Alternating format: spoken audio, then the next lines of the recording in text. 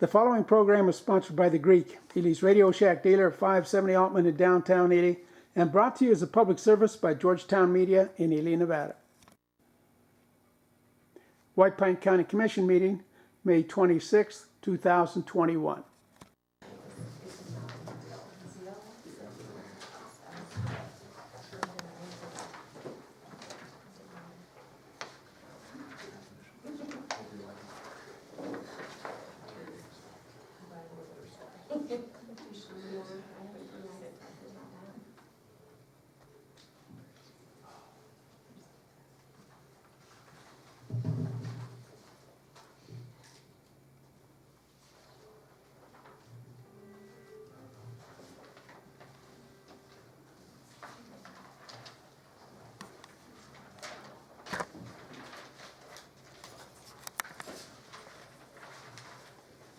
Looks like it's 9 o'clock.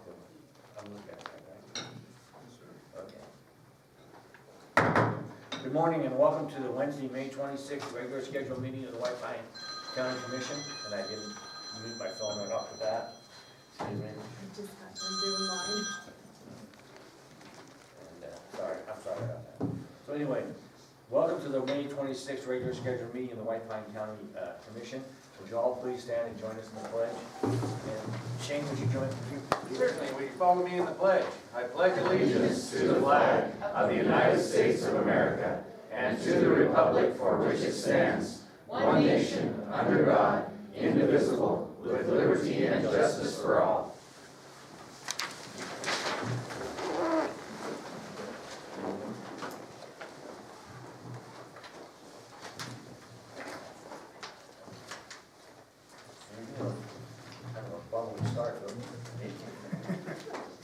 All right.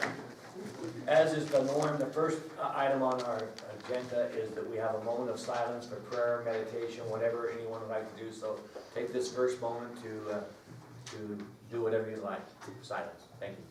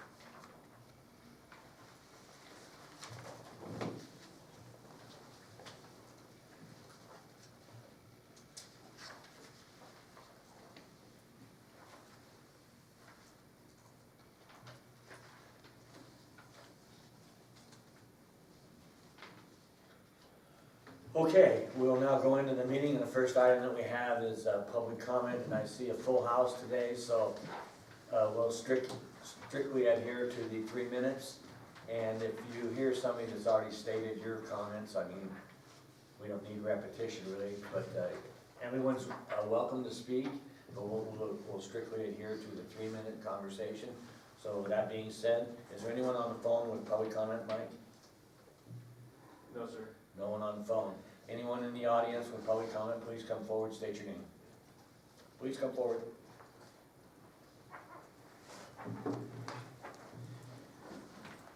So for the record, Jose Noriega, District Ranger of the Forest Service. Just a couple of quick announcements heading into the long weekend. The Bird Creek Campground, which has been closed for several years, will be open tomorrow night for public use. There's still some touch-up work we have to do in it, and we worked all day yesterday and will this afternoon again.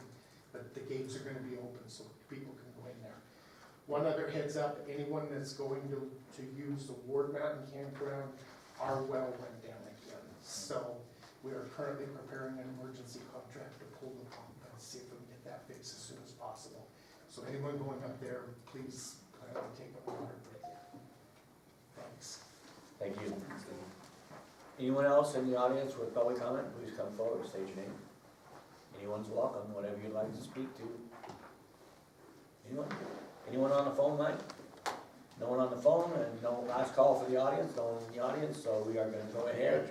I'm sorry. Now it's your- No, you're not. No, you're not. I'm used to you. These people aren't. How could that happen?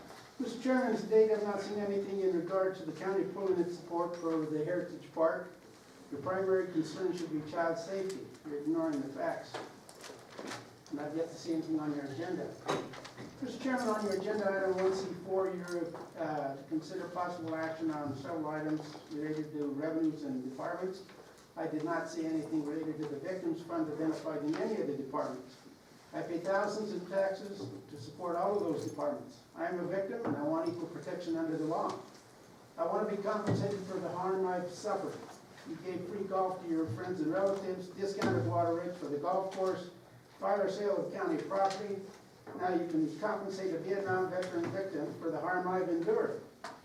For what the county pays for legal fees, police, courts, juvenile, public defender, etc., your return stinks. You need to address that. Mr. Chairman, on your agenda, item 2C1A, you're to consider removing the GED high school graduate requirements for a seasonal county worker. I do not know all the facts, nor the person it may affect. Minimum standards must be maintained, and education should be promoted and encouraged.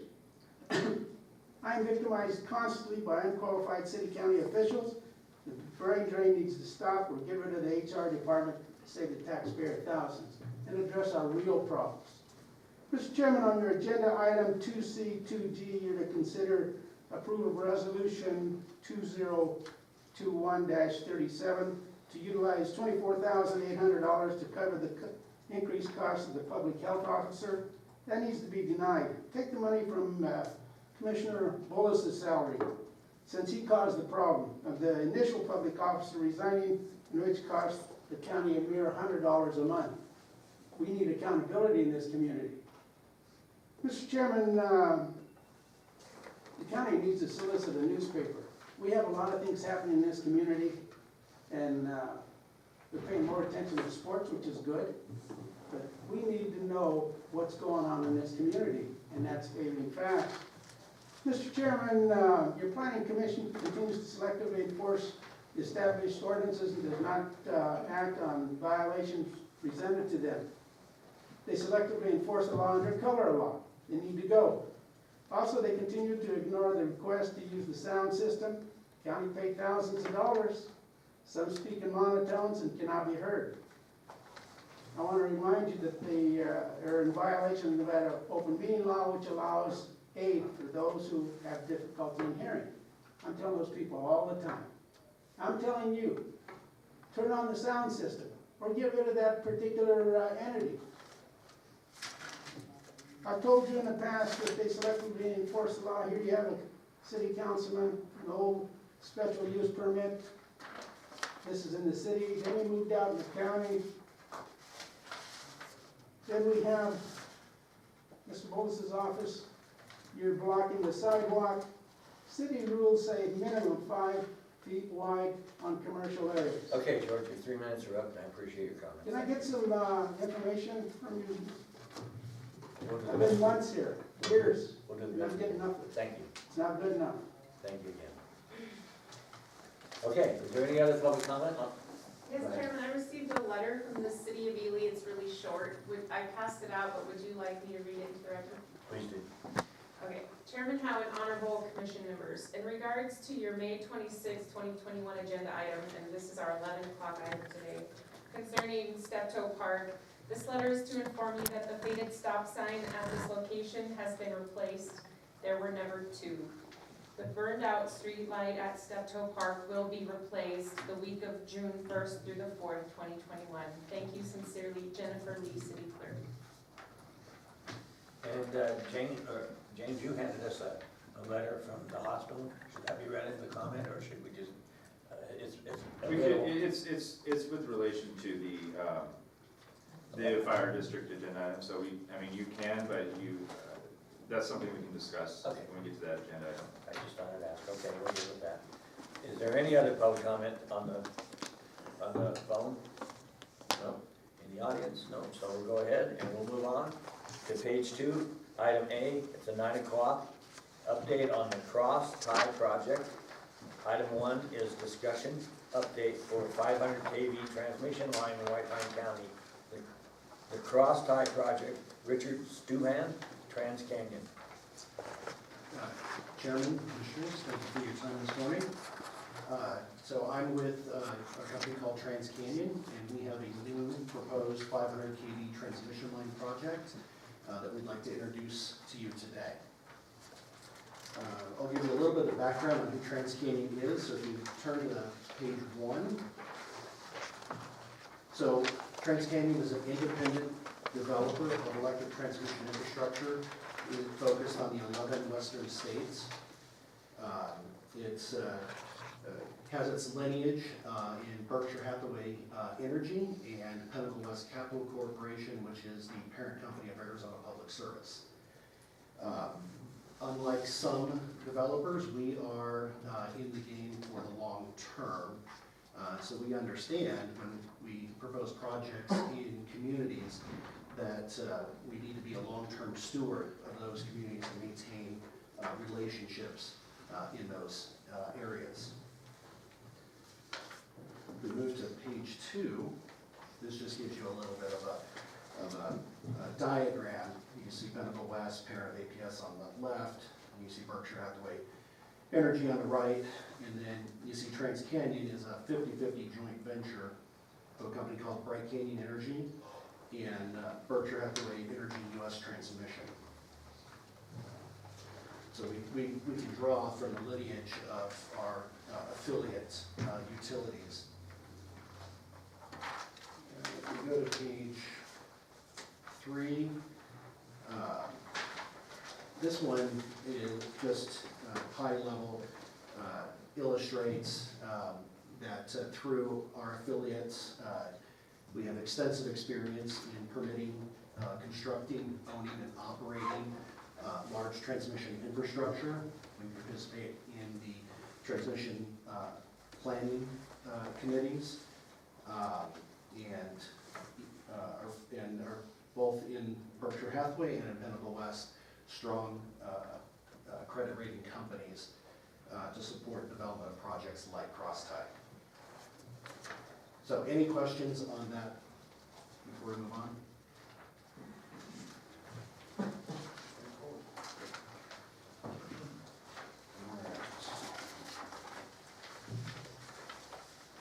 So page 5, I'll give you a little bit of a project description. So Crosstie is a 500 kV alternating current transmission line that would originate in the Clover substation near Mona, Utah, and would terminate at the Robinson Summit substation near the Ely area in White Pine County. The project's approximately 214 miles long as proposed. We're currently targeting an in-service date of late 2026. The overall investment we're estimating at $667 million. And then you see here kind of a breakdown in this chart of jurisdictions, cross main agencies, that sort of thing. A couple of pages we'll dive in a little deeper to White Pine County. So page 6, you can see the overall proposed route. And again, originate the Clover substation towards the right edge or eastern edge of the map, and then following the dark line across Utah into Nevada, crossing through the Humboldt-Tioga National Forest, and then ultimately terminating at the Robinson Summit substation.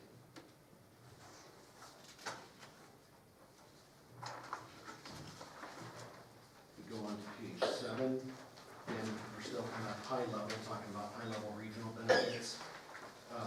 The purpose of this transmission line is to create a strong interconnection between the Pacificor system in Utah and the Nevada energy system in Nevada. Increasing ties helps improve reliability, the ability to move energy created from various generation sources to markets throughout the West. It provides it's 1,500 megawatts bi-directional, so it can move energy east to west or west to east, dependent on need. And, you know, some of the benefits that we're seeing is it increases access to resources like Wyoming wind, and it also, going the other direction, can help move excess desert Southwest solar to the east.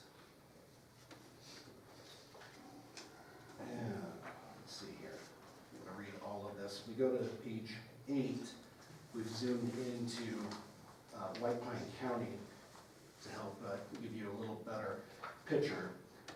One key point I'd like to make is that we have maximized the paralleling of existing transmission lines in designated corridors of the Bureau of Land Management and other agencies. That's not to say there isn't some deviations here and there due to on-the-ground conditions, but this is the routing as proposed. I think it's important to you know, explain that we're at the front end of this process. You know, we've submitted our right-of-way request to the Bureau of Land Management and the U.S. Forest Service, and we would anticipate that they will start the formal NEPA process, developing an environmental impact statement probably early next year. I do have in the back of the audience a couple folks from the Ely District Office and from the Humboldt-Hyobe. So if there's any questions that they might be able to answer on process, I'm sure they'll be happy to step forward. Any questions on this map? Are you tying into some of the Gonder station? It will not Or is tie, it, how is that passing through? Because it shows, it does not tie into the Gonder substation. It passes very, very close to. Being an alternating current line, it could theoretically be tied into Gonder, but that's not our plans today. okay. The capacity at the Robinson project, how much capacity can that station handle? Because we have a pump storage facility that's kind of on the same line, but I think it's important to know that Gonder is about maxed out. How much with your addition to Robinson substation and theirs, how much can they handle? So, first I'd say that Robinson Summit is not fully built out today. Nevada Energy has plans for a couple of projects known as Green Link North and Green Link West. You probably have heard of those. So between those and this project, there will be an expansion of that substation. So we don't envision any issues with the additional capacity that we can move across crosstie being limited at all by Robinson Summit. I think my question is, if you know, I understand all that green and all that other stuff, but with what you're doing, what Nevada Energy's doing, and now with what the pump storage is gonna do, even with the expansion, is that going to affect any one of the three companies, yours? So it'll all be okay after it's built out? Yes, Okay. yes, it'll all be okay. And to be clear, get a little bit in the weeds for you, we have started up what's called the WEC Phase 2B study process. It's kind of the last leg in the WEC certifying the path rating for our project. And as part of that, they have a project review group, and numerous utilities throughout the West have signed up to participate and to look at all the potentially impacted systems, including Nevada Energy and others, again, throughout the West. Would you tell me what your acronym WAC means? Oh, I'm sorry. WEC is the Western Electric Coordinating Council. Thank you. Yep.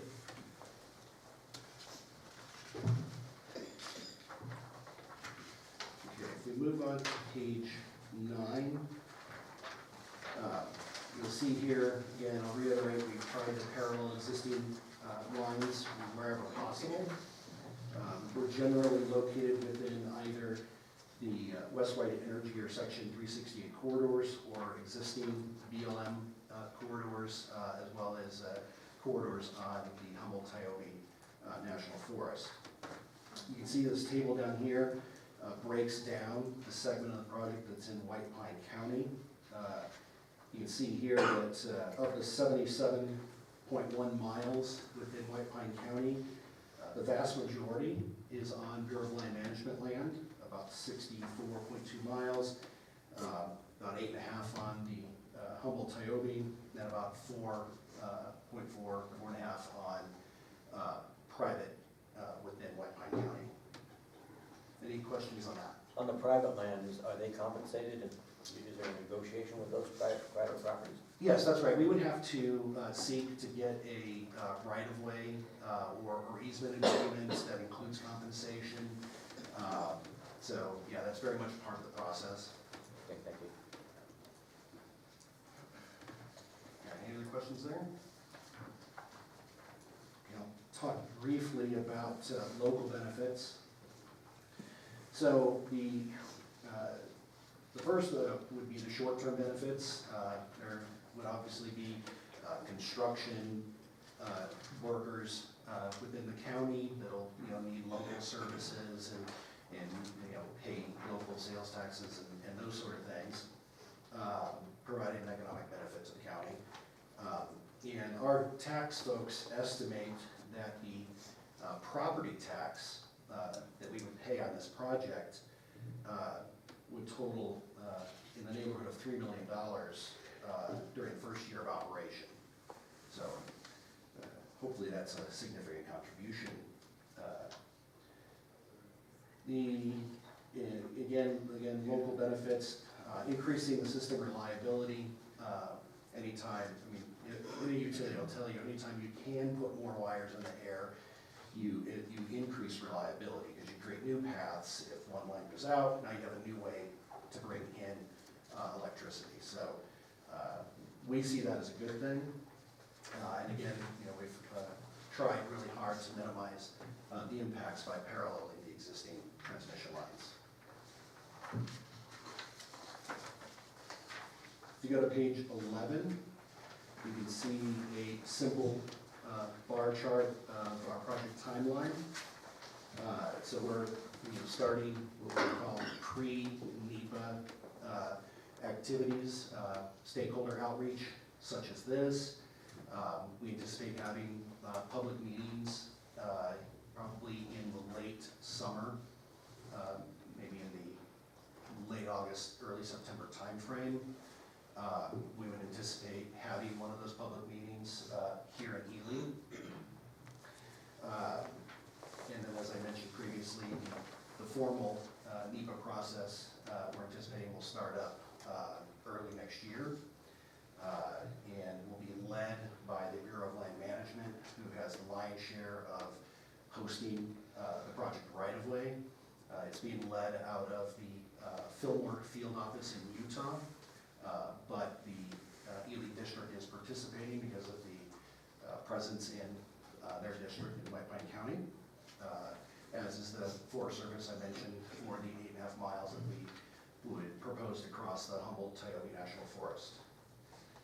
We would anticipate beginning construction in late 2024 to early 2025 with about a 2-year build time frame to meet what we're currently targeting as a December 2026 in-service date.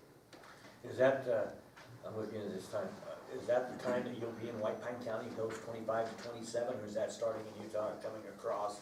I'm trying to visualize how long you're gonna be in White Pine County.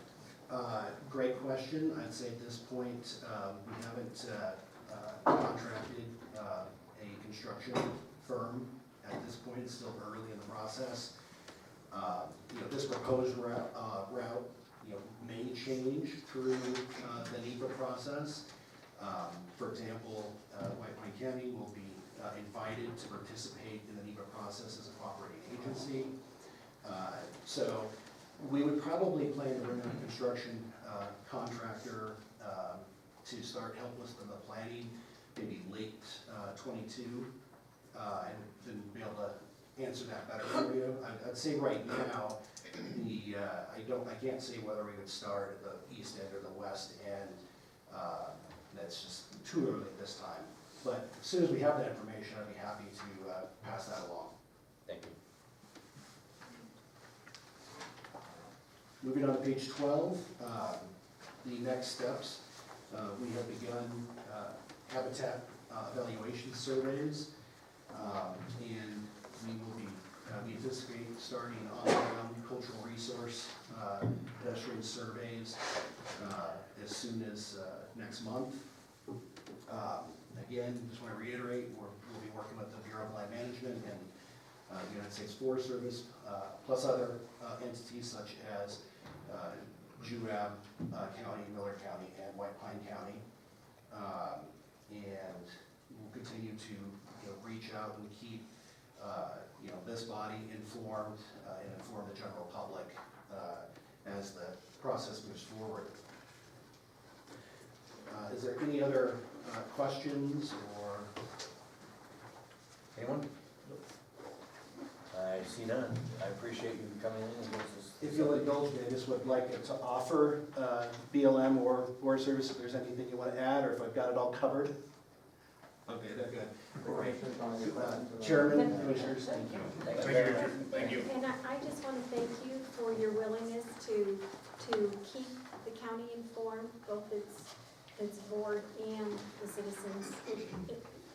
We're kind of a close-knit group, and we do appreciate any updates anytime.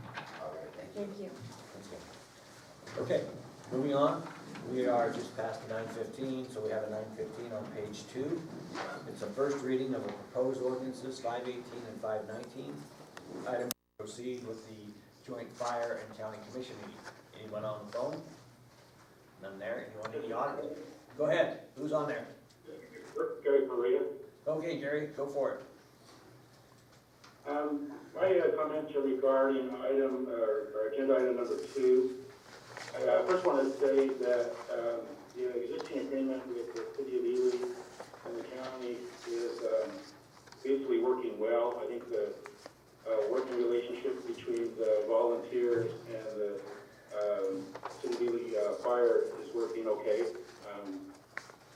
So my comments aren't regarding that situation, but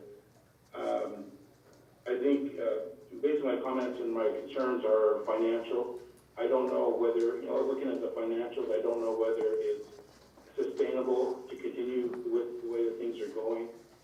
And the thought of a public and private partnership is intriguing, and I think that could be some real opportunities to save money and maybe even improve services with this MedX. So I hope that you'll give that some serious consideration to look at. And like I said, if the agreement is worked out well, and that opens up some real good possibilities.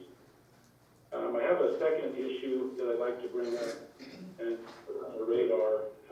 We have a real issue in the Baker area as far as the number of EMTs. That has become even a bigger problem since Miller County on the Utah side has pulled their ambulance from Estville.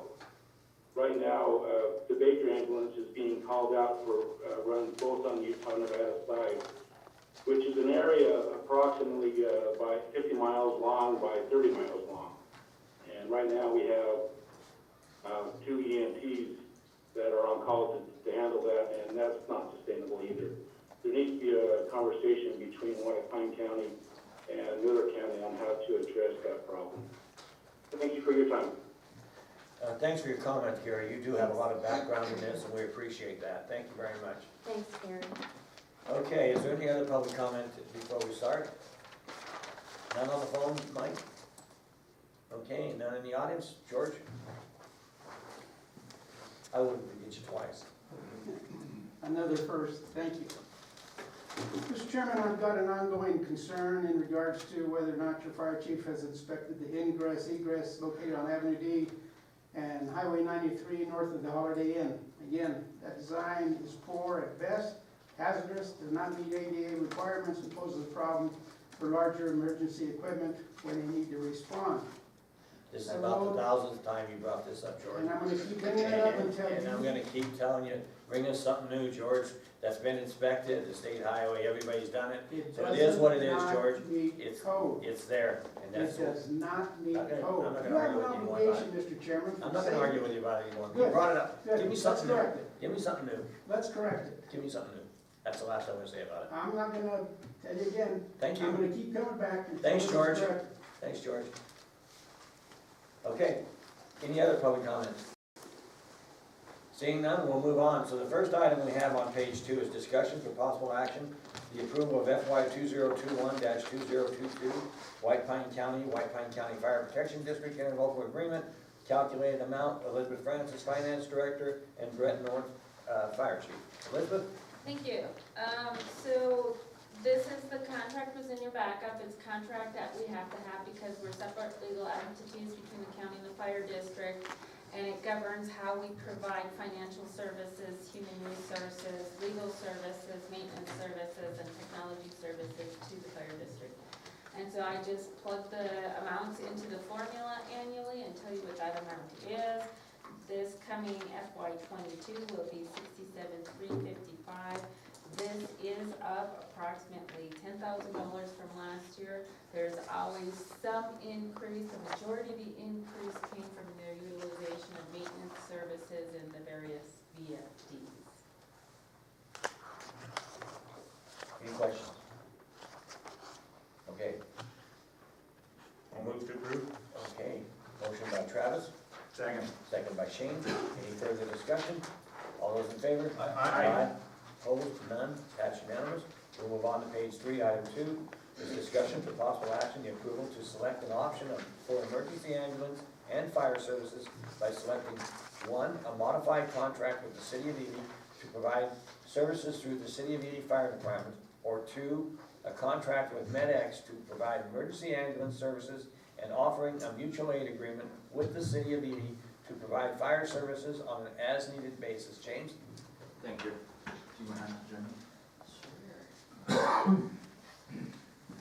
All right, so I want to give you a little bit of history about, how we got to this point. As everybody knows, we had a 5-year contract with the City of Ely. They canceled that contract, gave us notice. They were canceling it at the end of this year.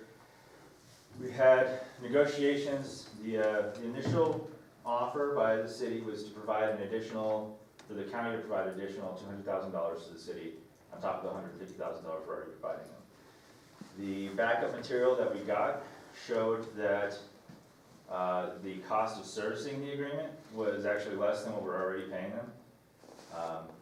The other backup material we got showed that their expenses, their net expenses, were lower than it's ever been since they've been, at least for the information they provided us, as far back as they provided. So that's where we started. $200,000 was an unreasonable sum, which was acknowledged by all of the parties on the negotiating committee, including the city. We asked for a reasonable number.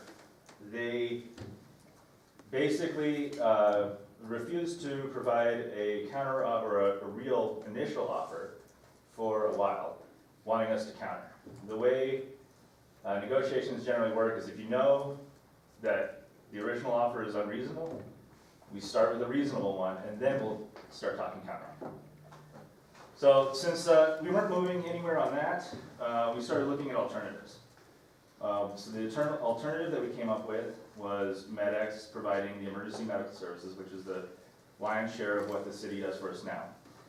And then we would have a mutual aid agreement, which is required by statute, that counties requesting enter into for fire, traffic accident with the City of Ely, and then we would pay them actual costs of what it costs them to respond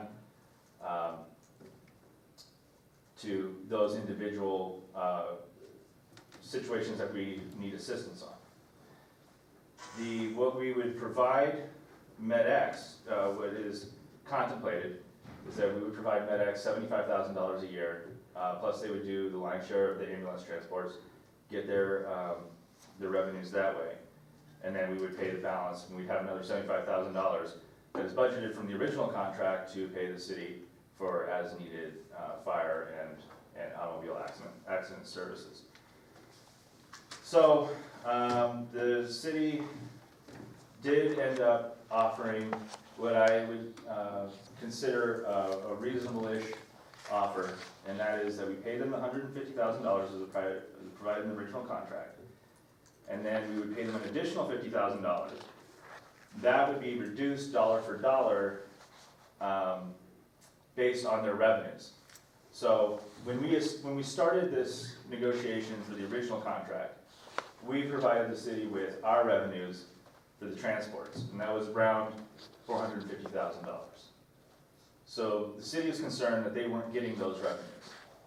One of the dollar reductions, though, was going to kick in after they got the $450,000, and then it would be reduced dollar for dollar, the extra 50. This has been a Georgetown production. George Chatchis reporting.